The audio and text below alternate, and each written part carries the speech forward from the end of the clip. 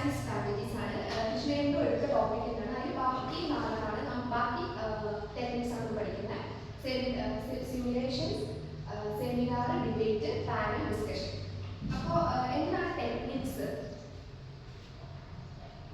Techniques of teaching എന്ന് വെച്ചാൽ സിമ്പിളായിട്ട് പറഞ്ഞു കഴിഞ്ഞാൽ ഒരു സ്പെഷ്യൽ സ്കില്ലാണ്. അതായത് ടീച്ചേഴ്സ് അവർ പഠിക്കുന്ന കോഴ്സ് അല്ലെങ്കിൽ സർട്ടൻ പഠിക്കുന്ന കോഴ്സിൽ അവർ പഠിക്കുന്ന കുറേ ടെക്നിക്സ് ഉണ്ടാവും. അതായത് നമ്മളിതാണ് വേറെ സ്കൂളിൽ പോയിട്ട് കുട്ടികളെ പഠിപ്പിക്കുമ്പോൾ നമുക്ക് യൂസ് ചെയ്യാൻ പറ്റുന്ന ടെക്നിക്സ് ആണ് ടീച്ചിങ് ടെക്നിക്സ് എന്ന് പറയുന്നത്.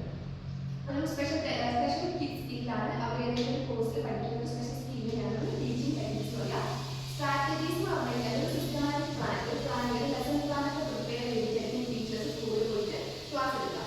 Strategies can be change or modify depending on teaching learning situations. അപ്പോൾ ആ ലേണിംഗ് സിറ്റുവേഷൻസ് അനുസരിച്ച് ടീച്ചേഴ്സിന് സ്ട്രാറ്റജീസ് പ്ലാനൊക്കെ മാറ്റാൻ പറ്റും. അതിൽ വരുന്ന കുറച്ച് ടെക്നിക്സ് ആണ് പഠിക്കുന്നത്. First simulation.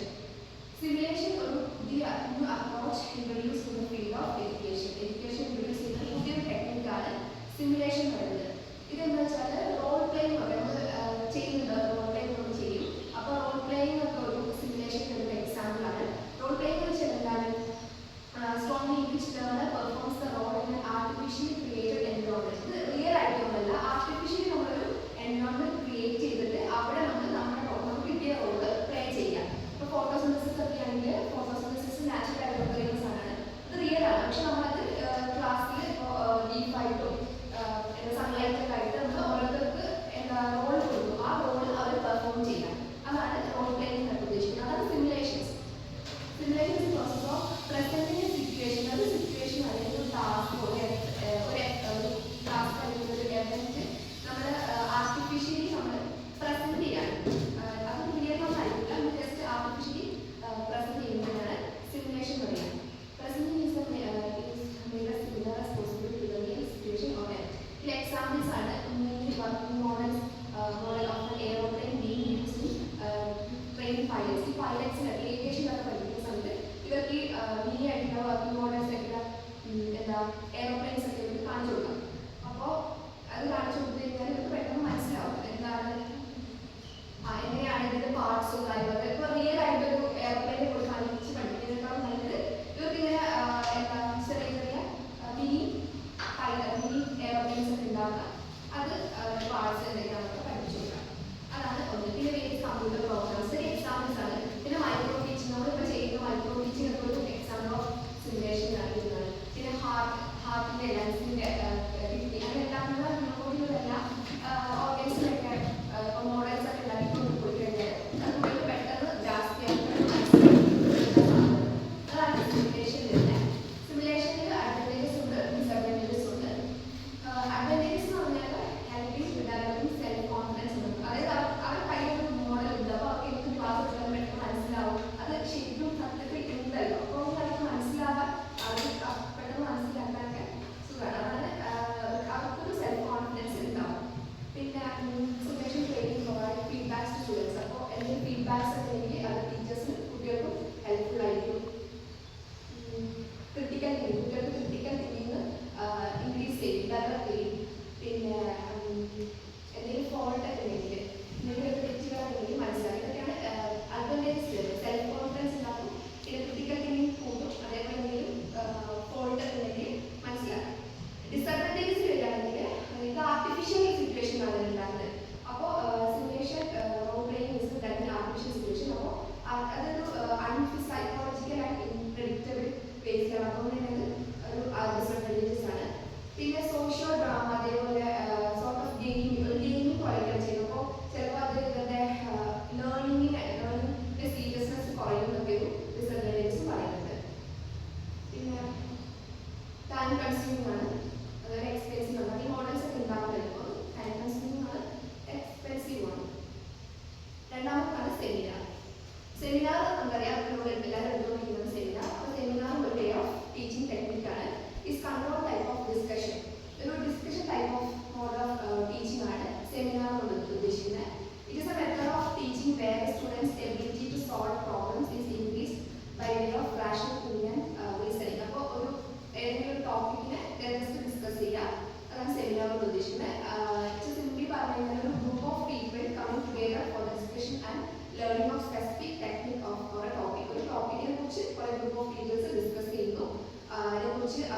പഠിക്കുന്നു. അതാണ് സെമിനാർ കൊണ്ട് ഉദ്ദേശിക്കുന്നത്. Usually there are several keynote speakers. അപ്പോൾ കുറേ keynote speakers ഉണ്ടാവും. ഈ ടോപ്പിക്കിനെ കുറിച്ച് കൂടുതൽ അറിയുന്ന കുറച്ച് സ്പീക്കേഴ്സ് ആയിരിക്കണം അവിടെ ഉണ്ടാവുക. എന്നാൽ മാത്രം നമ്മൾ എടുക്കുന്നത് എന്താണെന്ന് അവർക്കും പെട്ടെന്ന് മനസ്സിലാവുള്ളൂ. പിന്നെ അതിന് അഡ്വാൻറ്റേജസ് ഉണ്ട്, ഡിസഡ്വാൻറ്റേജസ് ഉണ്ട്. അഡ്വാൻറ്റേജസ് വെച്ചാൽ provide situation four free expression of idea. ഇവിടെ എന്ത് ഐഡിയാസ് നമുക്ക് കൊടുക്കാനും ഫ്രീ ആണ്, ആരെയും നോക്കേണ്ട ആവശ്യം. നമുക്ക് എന്ത് ഐഡിയാസ് ഉണ്ടെങ്കിലും നമുക്ക് എക്സ്പ്രസ് ചെയ്യാം. പിന്നെ കമ്മ്യൂണിക്കേഷൻ സ്കിൽ ഡെവലപ്പ് ചെയ്യുന്നു, അതേപോലെ ക്രിയേറ്റീവ് എബിലിറ്റി കൂട്ടുന്നു, ഡെവലപ്പ് ചെയ്യുന്നു, ലീഡർഷിപ്പ് ക്വാളിറ്റി കൂട്ടുന്നു. ഇതൊക്കെയാണ് അതിൻ്റെ അഡ്വാൻറ്റേജസ് വരുന്നത്. ഡിസഡ്വാൻറ്റേജസ് എന്ന് വെച്ചാൽ ലോട്ട് ഓഫ് പ്രിപ്പറേഷൻസ് വരുന്നത്. നമ്മളിപ്പോൾ ചെറിയ ടോപ്പിക്ക് എടുക്കാൻ പറഞ്ഞാൽ സെമിനാർ എടുക്കാൻ പറഞ്ഞാൽ അത് പറ്റില്ല. അപ്പോൾ കുറേ പ്രിപ്പയർ ചെയ്യണം. അപ്പോൾ പ്രിപ്പറേഷൻസ് വേണം, കൂടുതൽ വേണം. പിന്നെ ഒരു എക്സ്പീരിയൻസ് ആയിട്ടുള്ള ടീച്ചർ മാത്രമേ ഒരു സെമിനാർ കണ്ടക്ട് ചെയ്യാൻ പറ്റുള്ളൂ. അപ്പോൾ ആ ടോപ്പിക്കിനെ കുറിച്ച് നന്നായിട്ട് എന്താ പറയുക, വിവരമുള്ളൊരു ടീച്ചറിന് മാത്രമേ ആ ടോപ്പിക്ക് സെമിനാർ എടുക്കാൻ സാധിക്കുള്ളൂ. മൂന്നാമതാണ് debate. Debate is a creative and collective process of eliciting all related facts of a topic. ഒരു ടോപ്പിക്കിനെ കുറിച്ച് ഡിബേറ്റ് നമ്മൾ എന്ത് കാണുന്നതാണ്, ന്യൂസ് ചാനലൊക്കെ കാണുന്നതാണ്. ഒരു ടോപ്പിക്കിനെ കുറിച്ച് അതിൻ്റെ എല്ലാ പോയിന്റ്സും അതിൽ പ്രോൺസ് ആവും എല്ലാ അഡ്വാൻറ്റേജസും ഡിസഡ്വാൻറ്റേജസും ഇങ്ങനെ ഡിസ്കസ് ചെയ്യുന്നതിനാണ് ഡിബേറ്റ് കൊണ്ട് ഉദ്ദേശിക്കുന്നത്. It also enables the participants to enrich their knowledge through healthy dialogues. അപ്പോൾ ഇവിടെ പാർട്ടിസിപ്പൻസിൽ യൂസ് ചെയ്യുന്ന ഡയലോഗ്സ് ഒക്കെ എന്താ പറയുക, ഹെൽത്തി ആയിട്ടുള്ള ഡയലോഗ്സ് ആയിരിക്കണം. അതുകൊണ്ട് തന്നെ അവരുടെ നോളജ് ഒക്കെ ഡെവലപ്പ് ചെയ്യാൻ വേണ്ടി ഹെൽപ്പ് ചെയ്യും. Skills of critical thinking, positive interactions etceteras of students can be developed through this methods. Critical thinkings ഒക്കെ കൂട്ടും. ഒരു ഡിബേറ്റ് കണ്ടക്ട് ചെയ്യണമെങ്കിൽ കുറച്ച് സ്റ്റെപ്സ് ഉണ്ട്. First topic selection. അപ്പോൾ കുറേ വ്യൂ പോയിന്റ്സ് കിട്ടുന്ന ടോപ്പിക്കാണ് സെലക്ട് ചെയ്യാൻ. അപ്പോൾ ടോപ്പിക് സെലക്ഷൻ ആണ് first. Second selection of panel. Panel selection എന്ന് പറഞ്ഞു കഴിഞ്ഞാൽ രണ്ട് പാനലാണ് വേണ്ടത്. ഒന്നുകിൽ ഒരു എ ഗ്രൂപ്പ്, ഒരു ബി ഗ്രൂപ്പ്, രണ്ട് പാനൽസ് വേണം. അപ്പോൾ രണ്ട് പാനലിനെ സെലക്ട് ചെയ്യുക. ആർഗ്യൂ ഒരു ഗ്രൂപ്പ് അതിനെ ആർഗ്യൂ ചെയ്യാനും ഒരു ഗ്രൂപ്പ് അതിൻ്റെ പോസിറ്റീവ് ആയിട്ടുള്ള പോയിന്റ്സ് പറയാനായിട്ടും ഉണ്ടാവുക. പിന്നെ മൂന്നാമത്തെ സെലക്ഷൻ ഓഫ് എ മോഡറേറ്റർ. ഒരു മോഡറേറ്ററും വേണം കളിയിൽ. ആ മോഡറേറ്റർ ആണ് ഈ രണ്ട് ഗ്രൂപ്പിനെയും കൺട്രോൾ ചെയ്യുക, ഡിസ്കഷനിലെ വ്യൂ പോയിന്റ്സ് ഒക്കെ നോക്കുക. അത് ചെയ്യുന്നത് മോഡറേറ്റർ ആണ്. അപ്പോൾ മൂന്നാമത്തെ സെലക്ഷൻ ഓഫ് എ മോഡറേറ്റർ. നാലാമത്തെ കളക്ഷൻ ഓഫ് ഇൻഫോർമേഷൻസ്. നമുക്ക് കിട്ടുന്ന എല്ലാ ഇൻഫോർമേഷൻസും വേരിയസ് സോഴ്സിൽ നിന്ന് നമ്മൾ കളക്ട് ചെയ്ത് വെക്കാം. അഞ്ചാമത് കണ്ടക്ടിങ് ദ ഡിബേറ്റ്. പിന്നെ നമ്മൾ ഡിബേറ്റ് കണ്ടക്ട് ചെയ്യുക. Last conclusion. ഈ മോഡറേറ്റർ ആണ് അവർ കൊടുത്ത എല്ലാ വ്യൂ പോയിന്റ്സ് വെച്ചിട്ട് ഒരു കൺക്ലൂഷൻ ഉണ്ടാകും. അഡ്വാൻറ്റേജ് ആ പോയിന്റ്സ് ആ ഗ്രൂപ്പാണ് നല്ല വ്യൂ പോയിന്റ്സ് പറഞ്ഞെങ്കിൽ ഇതിൻ്റെ ഈ ഒരു ടോപ്പിക്ക് പോസിറ്റീവ് ആയിരിക്കും. അങ്ങനെയൊക്കെ കൊടുക്കുന്നത് മോഡറേറ്റർ ആണ് ലാസ്റ്റ് ഒരു കൺക്ലൂഷൻ കൊടുക്കുക. ഇതിൻ്റെ അഡ്വാൻറ്റേജസ് വെച്ചാൽ gaining broad multifaceted knowledge, cutting across several disciplines outside learners normal academic subject. നമ്മളിപ്പോൾ നോർമലായിട്ട് പഠിക്കുന്ന ഇംഗ്ലീഷ്, മലയാളം അങ്ങനെയുള്ള സബ്ജക്ട്സിനെ അല്ലാതെ നമുക്ക് പുറത്തുനിന്നുള്ള ഒരു അറിവ് കൂടുതലായിട്ടും കിട്ടും കുട്ടികൾക്ക്. പിന്നെ ഇൻക്രീസിംഗ് ലേണേഴ്സ് കോൺഫിഡൻസ് കൂട്ടും, നമ്മുടെ സെൽഫ് എസ്റ്റീം ഒക്കെ കൂട്ടുന്ന ഒരു പരിപാടിയാണ് ഈ ഒരു ഡിബേറ്റ് നമുക്ക് ഉദ്ദേശിക്കുന്നത്. Providing and engaging active learners activity.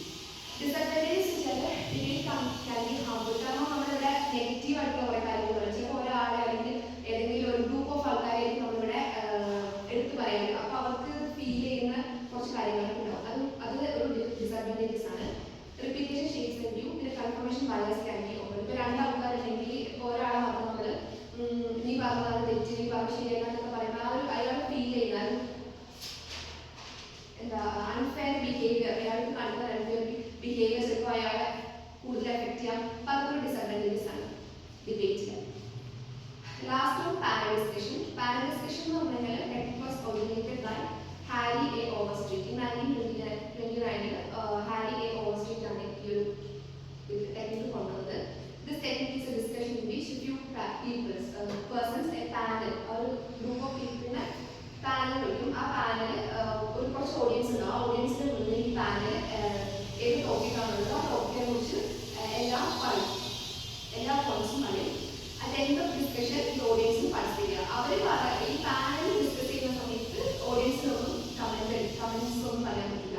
പക്ഷെ അവർ പാനൽ ഡിസ്കഷൻ കഴിഞ്ഞതിന് ശേഷം ഓഡിയൻസിന് പാർട്ടിസിപ്പേറ്റ് ചെയ്യാം. The audience put important questions and the experts answer them and clarify the points. അതിനുശേഷം ലാസ്റ്റ് എൻഡിൽ ഓഡിയൻസിന് ക്വസ്റ്റ്യൻസ് ചോദിക്കാം, എക്സ്പേർട്സ് അതിന് ആൻസർ കൊടുക്കും.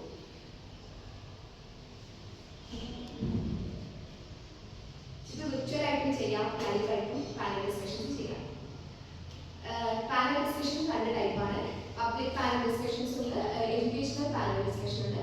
പബ്ലിക് പാനൽ ഡിസ്കഷൻ എന്ന് പറഞ്ഞു കഴിഞ്ഞാൽ organised common man's problem, common ആയിട്ട് നടക്കുന്നത് നമ്മൾ ന്യൂസിലൊക്കെ കാണുന്നത് പബ്ലിക് പാനൽ ഡിസ്കഷൻ ആണ്. അവിടെ കോമൺ മാൻ, അതായത് സാധാരണ മനുഷ്യന്മാരുടെ പ്രശ്നങ്ങളൊക്കെയാണ് അവിടെ ഡിസ്കസ് ചെയ്യുന്നത്.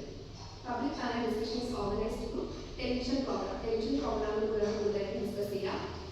പബ്ലിക് പാനൽ ഡിസ്കഷൻ വരുമ്പോൾ ഒബ്ജക്റ്റീവ് ആണ് to provide factual information regarding current problem. ഇപ്പോൾ ഉണ്ടാകുന്ന പ്രോബ്ലത്തിനെ കുറിച്ചൊരു ഇൻഫർമേഷൻസ് ഒക്കെ കൊടുക്കുക, അതേപോലെ സോഷ്യൽ വാല്യൂസ് ഡെവലപ്പ് ചെയ്യുക, അത് ക്രിയേറ്റ് കോമൺ മാനേജ്മെന്റ് ജസ്റ്റ് ഒരു ഒബ്ജക്റ്റീവ്സ് ആയിട്ട് കൊടുത്തത്. പിന്നെ എഡ്യൂക്കേഷണൽ പാനൽ ഡിസ്കഷൻ. അപ്പോൾ പബ്ലിക് എന്ന് പറയുമ്പോൾ പബ്ലിക് ആയിട്ട്, അതായത് ന്യൂസ് പേപ്പറിലൊക്കെ കാണുന്ന, ന്യൂസ് ചാനൽസിലൊക്കെ കാണുന്നതാണ് പബ്ലിക് പാനൽ ഡിസ്കഷൻ. അപ്പോൾ എഡ്യൂക്കേഷണൽ പാനൽ ഡിസ്കഷൻ എന്ന് പറയുമ്പോൾ എന്തെങ്കിലും എഡ്യൂക്കേഷണൽ ഇൻസ്റ്റിറ്റ്യൂഷനിൽ നടക്കുന്ന പാനൽ ഡിസ്കഷൻ ആണ് എഡ്യൂക്കേഷണൽ പാനൽ ഡിസ്കഷൻ എന്ന് പറയാം. Sometimes these are organized to find out solution of certain problems. ഇതിന്റെ അഡ്വാൻറ്റേജസ് എന്ന് പറഞ്ഞു കഴിഞ്ഞാൽ different point of views on the subject are presented by expert. അപ്പോൾ different point of views, experts different point of views ആയിട്ട് കൊടുക്കുക. അതേപോലെ facts, opinions etcetera helping developing critical attitude and better judgement. Disadvantages വെച്ചാൽ കുറേ planning, organise ചെയ്യാനും planning ചെയ്യാനൊക്കെ കുറേ കാര്യങ്ങൾ. അതാണ് ഡിസഡ്വാൻറ്റേജസ്. അപ്പോൾ മൊത്തത്തിലൊരു കൺക്ലൂഷൻ എന്ന് പറഞ്ഞു കഴിഞ്ഞാൽ effective teaching techniques and strategies play a crucial role in fostering students' learning and engagement. അപ്പോൾ സ്റ്റുഡൻസിന് നമ്മൾ വെറുതെ ഒരു ക്ലാസ് എടുത്ത് കഴിഞ്ഞാൽ ചിലപ്പോൾ അവർക്ക് പെട്ടെന്ന് മനസ്സിലാവുന്നതാണ്. കുറേ ടെക്നിക്സ്, ഇതേപോലത്തെ ടെക്നിക്സ് ഒക്കെ യൂസ് ചെയ്ത് കഴിഞ്ഞാൽ കൂടുതൽ ഇൻട്രസ്റ്റിംഗ് ആയിരിക്കും. By employing diverse methods such as active learning, അതല്ലാതെ വേറെ കുറേ ആക്റ്റീവ് ലേണിംഗ്സ് ഉണ്ട്, കൊളാബറേറ്റീവ് ലേണിംഗ്സ് ഉണ്ട്, ടെക്നോളജീസ് ഒക്കെ യൂസ് ചെയ്ത് നമുക്ക് പഠിക്കാം. Teachers can address various learning styles കൊണ്ടുവരാം. പിന്നെ അതിൽ നിന്ന് ഫീഡ്ബാക്സ് കളക്ട് ചെയ്യാം. ഇതൊക്കെയാണ് ജസ്റ്റ് ഒരു കൺക്ലൂഷൻ എന്ന് പറഞ്ഞു കഴിഞ്ഞാൽ. Ultimate aim of this techniques എന്ന് പറഞ്ഞു കഴിഞ്ഞാൽ ഇവർക്ക് ഒരു പോസിറ്റീവ് ലേണിംഗ് കൊടുക്കുക എന്നുള്ളത് മാത്രമാണ്.